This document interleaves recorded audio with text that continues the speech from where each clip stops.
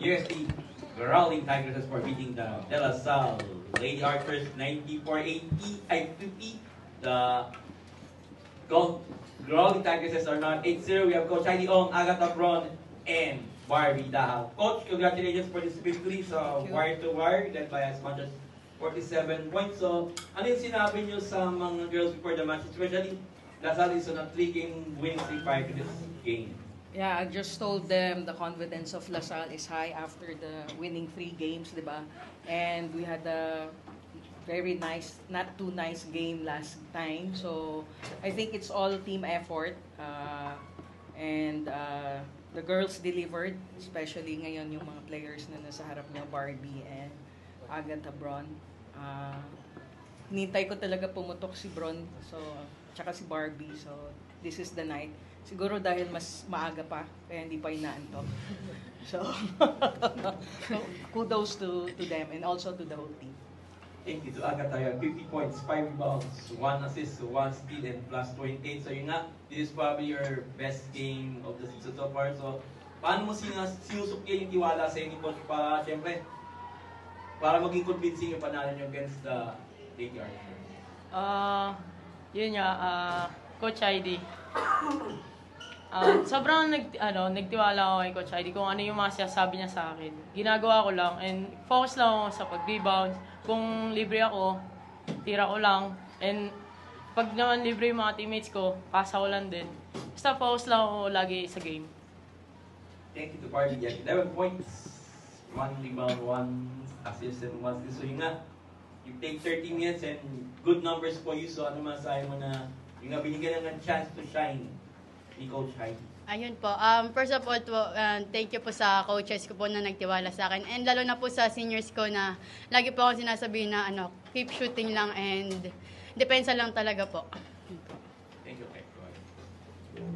Coach, apart from OMA, yung mga usual culprits mo sa UST, medyo nag-struggle ngayon si Ken, si Eka, tsaka si Karil na rin. Gaano kalaki na lang yung tiwala mo rin dun sa rest of your team na kumbaga kapag may kailangan may magsi-step up talaga? Yeah, yun naman sinabi ko sa kanila next man up. So pag merong mga players na nagsa-struggle, sasaluhin ng team. So ito yung maganda nangyayari coming into the second round na even other players are struggling, yung mga ibang teammates nila nagsa-step up for them.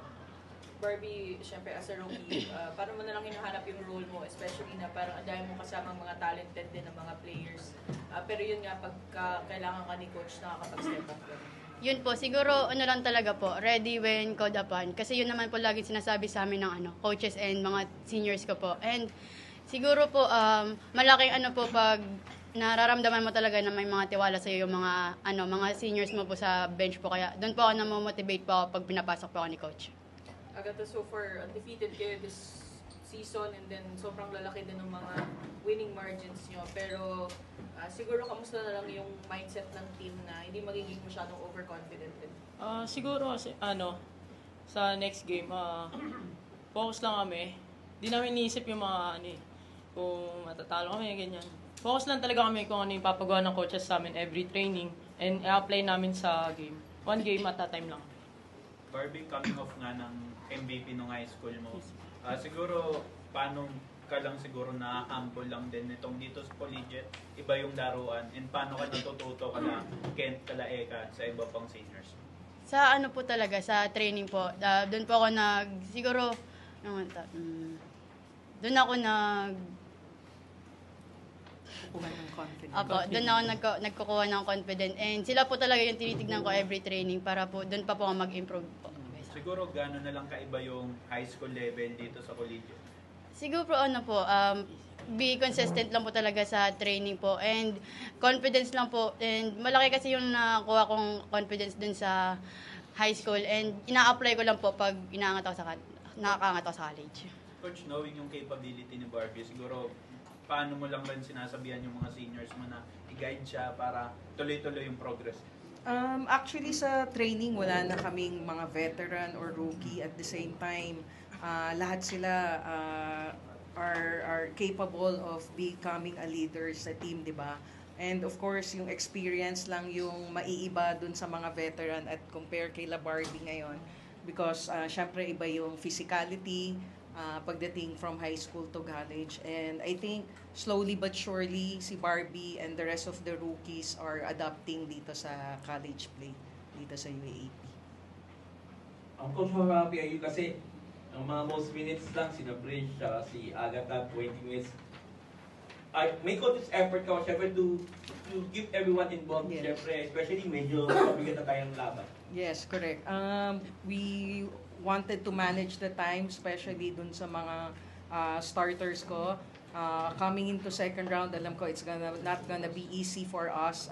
Pahirap ng pahirap yung mga games. So, as much as we want to preserve namin yung mga key starters namin, the lower minutes na pwede namin gamitin sila, we will take advantage of it. Coach, next game nyo, Adamson, nung first half, nung first round nyo, hindi gano'ng maganda, saka lang kayo nakalayo nung second half. Ano lang yung adjustment? Of course, yun nga sinasabi natin, every game talagang very crucial. Siguro we will watch the video again kung saan kami nagkamali nung first half namin sa Adamson. And hopefully, hindi na maulit yung mga mistakes na yan. Congratulations, Coach. Thank Heidi, you. Agatha, and Maaga pa! Maaga pa! Maaga pa!